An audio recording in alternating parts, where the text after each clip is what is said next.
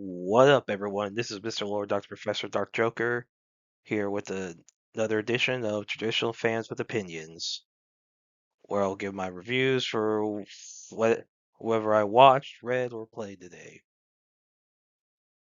And who are Traditional Fans with Opinions? That is myself, and that is you, the viewers. With all that being said, on with the reviews. Scum of the Brave, episode 18.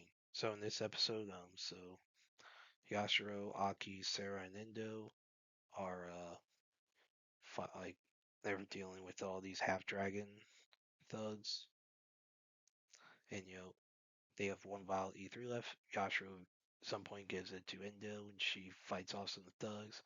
Aki saves Endo from falling, and when the car crashes, Aki catches Yashiro. So Aki tries to get praise from him to where like she doesn't have to sit in the back where she can sit shotgun. So that bit's funny. So you see like how they're all fighting all these thugs because the whole city's a war zone.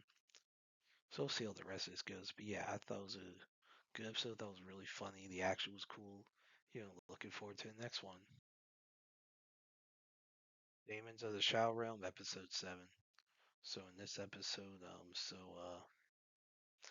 um, Asa explains that she was killed by assassins from Higashi Village.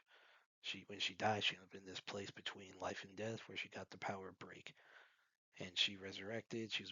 And she killed those who had killed her. And then remembers where Bandit came to the village and attacked him, and his father you know helped deal with the Bandit and told him to not tell anyone about the Bandit. And so Yori learns that to get the power seal, he needs to die. Dare arrives, and he says that he heard about that story about him Yori needing to die, but due to the difficulty of it, he didn't want Yori to get reckless. Since it had been 400 years since left and right had seen what any of the twins, there would be an issue of if he couldn't be resurrected. So yeah, and then yeah, so it seems that there's like a lot of stuff going on with this because there's still a mystery who attacked the Kagomori house, but it seems that the Kagomoris are with Asa and Yoru might be end up being more friendly with Dara. Now they still want to kill each other. Looks like there may be like at least talks going on. So we'll see how that goes into next week. But yeah, I thought it was a good episode. Looking forward to the next one. Wow. Episode 7. So in this episode, back there in in like the old car crash incident, um, you know, 8-year-old Nanika ends up in the Taisho period. Byoki, um, captures Nanika and goes through the Ukiyo shopping arcade gate, ends up in the Reiwa era, and Mao sends a Shikigami to follow Nalika and the Byoki. And when Nalika returns, she's wondering like she talks to Mao there about maybe her grandfather's connected was his lifespan affected by the Byoki. And when she gets there, you have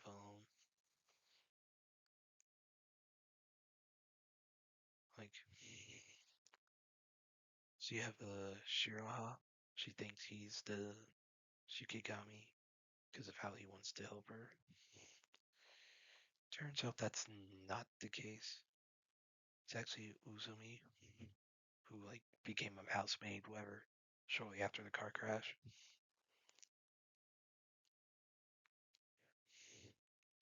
But yeah, so he was funny. So Mal like offers for Naka to stay in the Taisho period and to basically train. And the way it's worded, like Monica blushes because she thinks he's like asking her to stay with him. Yeah. So now it's revealed it sounds like the Miyoki did extend, you know, Monica's grandfather's life, but he's not possessed or anything because when he approaches Nautica, the protective stones don't drive him away. So yeah, so we'll see what happens. Yeah, what's the deal with the Byoki in the modern era? But yeah, so that was a that was a good episode. Nautica getting pissed over Mal trying to make her his underling. That bit was funny. But yeah, so I thought this was a good episode. Looking forward to the next one. Kusunoki's Garden of Gods, episode 7. So in this one, so you have, so me like you see some of Miyato's past where like he like grew up around the yokai spiritual ever. Now there's some issues with his memory that hopefully will be addressed soon. And you have, Harima, like you see some of his, so he tries to get some shoulder pain worked on, but he basically gets electrocuted, gets a bunch of electrical burns. That bit's funny. Then you see some of his relatives, like that are also exorcists, so you see some stuff going on. So things are about to pick up, it looks like.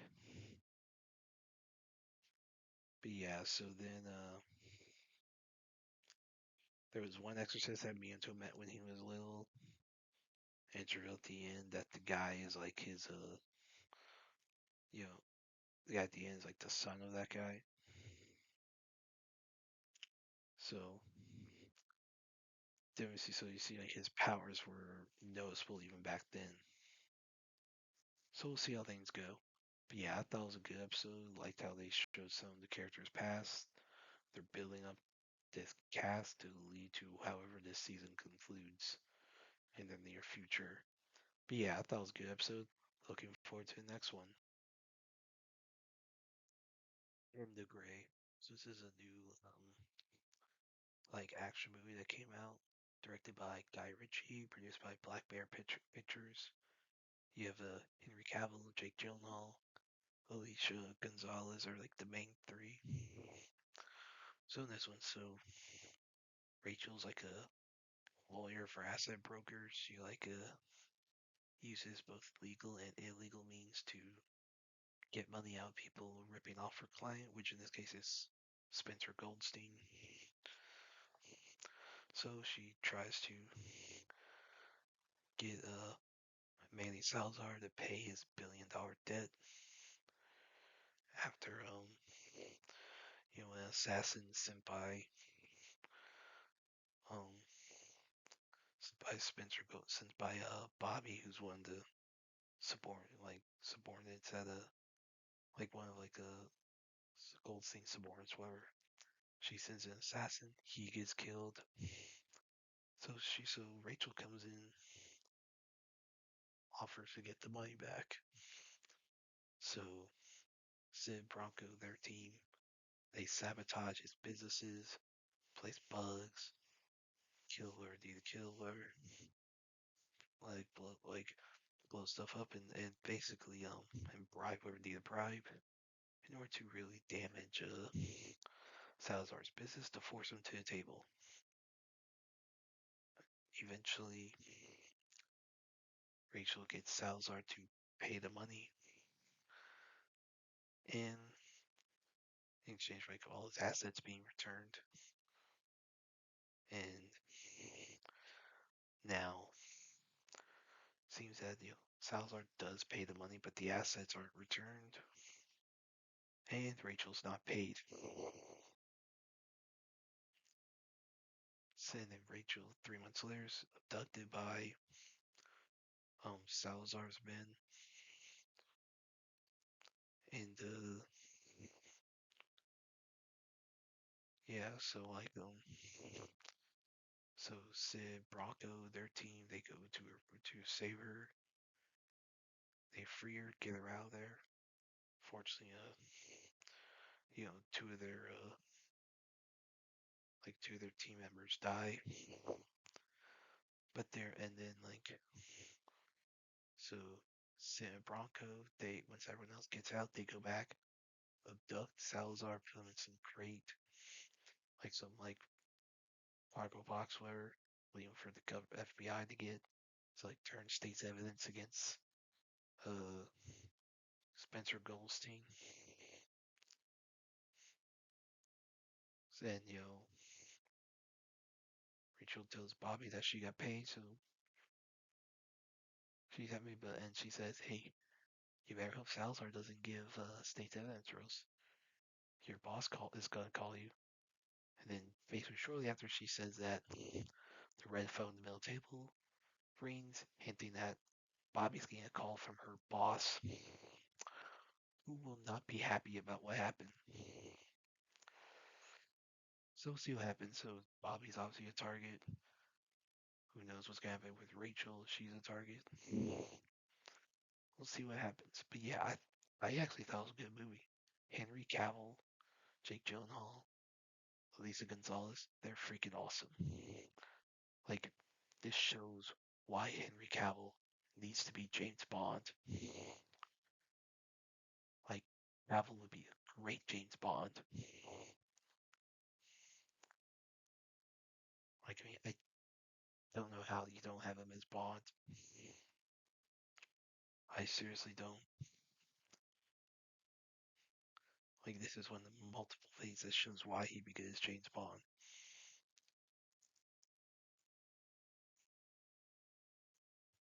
Yeah, I thought this was a